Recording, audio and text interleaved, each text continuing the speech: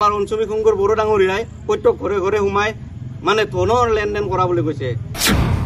প্ৰত্যেক ঘৰে ঘৰে মিডিয়াবিলাক গলি হ'ল বোলে অঞ্চমিক সংঘৰ বড়োই শনিবাৰে ইয়াত সোমাই কাক কিমান টকা দিছে। যোৱা শনিবাৰে আমাৰ মুছলপুৰ ব্লক BPF-ৰ অন্তৰ্গত হেৰামজাৰ গাঁৱত শংকাপাৰা চুবুৰীত আমি এটা প্ৰচাৰ চলাইছিলোঁ। আমাৰ BPF দলৰ হয়। আমি প্ৰায় 35-40 ঘৰ মানুহৰ ঘৰে ঘৰে সোমাইছিলোঁ। সেই 35-40 ঘৰ মানুহৰ ঘৰে ঘৰে সোমাই আমি ভাল সঁহাৰি এটা পাইছিলোঁ আমাৰ BPF দলৰ প্ৰতি প্ৰত্যেকৰে। আৰু সেই সঁহাৰিৰ পিছত আমি প্ৰায় 8:30 বজাত ইয়াৰ পৰা উভতি গৈছিলোঁ। তেতিয়া XCM ছাৰৰ লগত ময়ে আছিলোঁ অঞ্চমিক সংঘৰ বড়োদেৱৰ লগত। আৰু তেখেতে যেতিয়া বৰমা পাইছিলে তেতিয়া তেখেতৰ মোবাইলত এটা ফোন আহিছিল। বোলে ছাৰ আপুনি হেৰি শংকাপাৰা চুবুৰীত কিয় সোমাইছে? তো ছাৰে কৈছিল বোলে মই ইলেকশ্যনৰ অংশস্বৰূপে আমাৰ কৰ্মীসকলৰ ঘৰে ঘৰে সোমাইছিলোঁ। তেতিয়া কৈছিল আপুনি সোমাব নালাগিছিলে, কাৰণ আমাক ৰাকেশ ব্ৰহ্মচাৰে 5 লাখ টকাৰ এটা অনুদান দিছে। তো আপুনি সোমাৰ ফলত সেই অনুদানটো বন্ধ হৈ যাব। তো তেনেকুৱাকৈ কৈছিল তেখেতসকলে।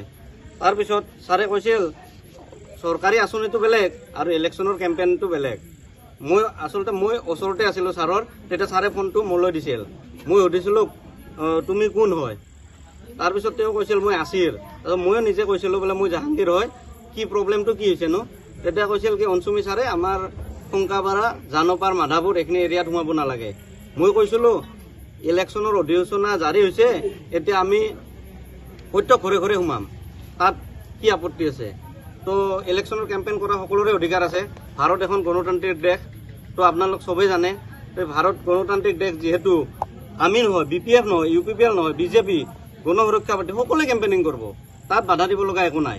তেওঁ কৈছিল নহয় আহিব নালাগে, আজি মই নাই, মই যদি গম পালোঁ হয় মানে কি মাৰামাৰি হ'ল হয়। ডাইৰেক্ট কৈছে তেওঁ, থ্ৰেটেনিং এইটো।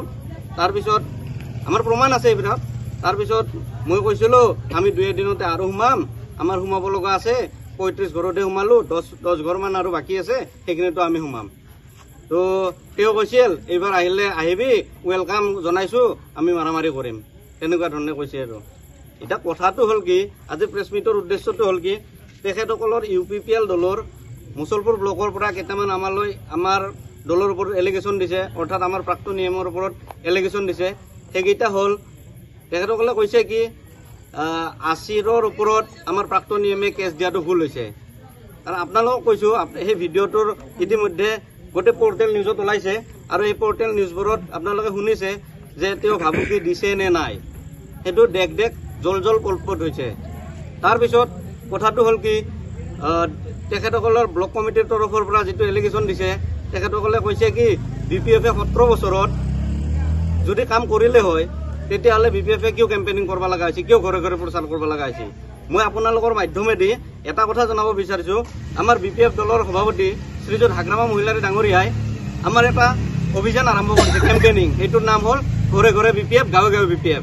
সেই কেম্পেইনিঙৰ অংশস্বৰূপেহে আমি হেৰামজাৰ গাঁৱৰ আমাৰ শংকাপাৰা চুবুৰীত সোমাইছিলোঁ। দ্বিতীয়তে কথা হ'ল কি, 17 বছৰে BPF-এ শাসন কৰি যিখিনি কৰিছে সেইখিনিও আমি দাঙি ধৰিম।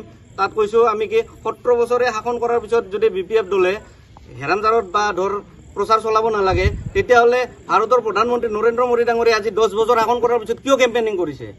তেওঁতো কৰিবই নালাগিছিল, ইমান কাম কৰা বুলি কৈ আছে। তো সেইকাৰণে মই কৈছোঁ এইটো 17 বছৰ বা 3 বছৰ 3.5 বছৰ সেইটোৰ কথা নহয়, আচলতে কাম কাই কৰিছে সেইটোৱে ডাঙৰ কথা। দ্বিতীয়তে কৈছে কি তেখেতসকলে আমাৰ অঞ্চমিক সংঘৰ বড়ো ডাঙৰীয়াই প্ৰত্যেক ঘৰে ঘৰে সোমাই মানে ধনৰ লেনদেন কৰা বুলি কৈছে। এইটো হাস্যকৰ বিষয়। আজিৰ দিনত BPF দলে ঘৰে ঘৰে, আপোনালোকে জানে যে আমাৰ যি চৰকাৰ আছে, মই UPPL বা BJP বুলি নকওঁ, যি চৰকাৰ আছে প্ৰত্যেক চৰকাৰে আৰ্থিক অনুদান দিয়ে। তাত কি জানপাৰ চুবুৰীত 5 লাখ টকা আমাৰ EM ডাঙৰীয়াই, বৰ্তমানৰ EM ডাঙৰীয়াই ৰাকেশ ব্ৰহ্ম ডাঙৰীয়াই 5 লাখ টকা অনুদান দিয়া বুলি কৈছে। গতিকে তাত কি BPF দলে নিৰ্বাচনী প্ৰচাৰ চলালে কি অনুদানটো বন্ধ হ'ব নেকি? নিৰ্বাচনী প্ৰচাৰৰ ওপৰত চৰকাৰী অনুদান নিৰ্ভৰ কৰে নেকি? আপোনালোকে কওক, আমি কি প্ৰচাৰ চলাব নোৱাৰোঁ নেকি? এনেকুৱা দেশত কোনো নজিৰ নাই। প্ৰধানমন্ত্ৰী মোদী ডাঙৰীয়াই কিমান কাম কৰিছে, সেই বুলি কি বেলেগ কংগ্ৰেছ বা বেলেগ দলবিলাকে কি প্ৰচাৰ চলাব নোৱাৰে নেকি? তেখেতসকলে এইটো এলিগেশ্যন দিছে।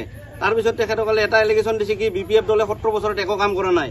আপোনালোকক মই জনাওঁ BPF দলে আমাৰ এই মুছলপুৰ সমষ্টিৰ ভিতৰতে চাপৰা, মাধাপুৰ, কংকাপাৰাত বিশেষ জাকত জিলিকা কাম কৰিছে। আপোনালোকে জানে সেইটো কথা কোনো গাঁৱৰ মানুহে নুই কৰিব নোৱাৰে। আপোনালোকক কৈছোঁ জানবাৰৰ কথা কওঁ মই। জানবাৰৰ দলঙৰ পৰা যিটো আমাৰ কংকাপাৰা চকলৈকে যোৱা ৰাস্তা, সেই ৰাস্তাটো অঞ্চুমী শংকৰ বড়ো ডাঙৰীয়াৰ দিনতে হৈছে, আপোনালোকে জানে। তাৰপিছত ঈদগাহ আৰু কবৰস্থানৰ যিটো আৰ্ট ফিলিং, সেই আৰ্ট ফিলিংটো আমাৰ অঞ্চুমী শংকৰ বড়ো ডাঙৰীয়া ছাৰৰ দিনতে হৈছে। তাৰপিছত আমাৰ যিটো কংকাপাৰা চুবুৰীত যিটো মছজিদ আছে আমাৰ, সেই মছজিদটোত আমাৰ বিশুদ্ধ খোৱা পানীৰ ব্যৱস্থা, সেই ব্যৱস্থাটো আমাৰ অঞ্চুমী শংকৰ বড়ো ডাঙৰীয়াই কৰিছে, তেওঁৰ নেতৃত্বতে হৈছে। এতিয়া আমি ক'ব খোজোঁ কি আমি অঞ্চুমী শংকৰ বড়ো ডাঙৰীয়াই BPF দলৰ হৈ প্ৰচাৰ কৰি একো ভুল কাম কৰা নাই। আৰু তেওঁক আসিৰ আলীয়ে ভাবুকি দিছে, আৰু সেই ভাবুকিৰ ফলত আমি যি কেছ মোকৰ্দমা কৰিছোঁ সেইটো আমি পিছলৈ চলাই নিম, আৰু চলাই নিয়াৰ কাৰণে আমি দৃঢ় প্ৰতিজ্ঞ। সেইকাৰণে মই আপোনালোকৰ মাধ্যমতে কৈছোঁ যদি আসিৰ আলীৰ সদাহক আছে তেওঁ নিজে আহি কিয় প্ৰেছ মিট নিদিলে? আপোনালোকে কওক তেওঁ নিজে কিয় প্ৰেছ মিট নিদিলে? তেওঁৰ যদি সদাহক আছিল তেওঁ আহক, প্ৰেছ মিট দিয়ক, আমাৰ ক'ব লগা একো নাই। কিন্তু দল হিচাপে আমি আজি প্ৰেছ মিট এইটো কাৰণে দিছোঁ, তেখেতসকলে যিবোৰ এলিগেশ্যন আনিছে সেই এলিগেশ্যনৰ ওপৰতহে আমি প্ৰেছ মিট দিছোঁ। কথা নহয়, আচলতে কাম কাই কৰিছে সেইটোৱে ডাঙৰ কথা। দ্বিতীয়তে কৈছে কি তেখেতসকলে আমাৰ অঞ্চুমী শংকৰ বড়ো ডাঙৰীয়াই প্ৰত্যেক ঘৰে ঘৰে সোমাই মানে ধনৰ লেনদেন কৰা বুলি কৈছে। এইটো হাস্যকৰ বিষয়। আজিৰ দিনত BPF দলে ঘৰে ঘৰে গৈ পইচা প্ৰদান কৰাৰ কিমান মানে হেৰি আছে আপোনালোকে জানে এইটো। গতিকে আমি প্ৰত্যেক ঘৰে ঘৰে সোমাইছিলোঁ। আপোনালোকে যাওক কংকাপাৰা চুবুৰীৰ কংকাপাৰা চকৰ পৰা আমি কংকাপাৰা কবৰস্থানলৈকে সোমাইছিলোঁ। তো সেইখিনিত আপোনালোকে প্ৰত্যেক ঘৰে ঘৰে মিডিয়াবিলাক গ'লে হ'ল বোলে অঞ্চুমী শংকৰ বড়োই শনিবাৰে ইয়াত সোমাই কাক কিমান টকা দিছে, আপোনালোকে এইটো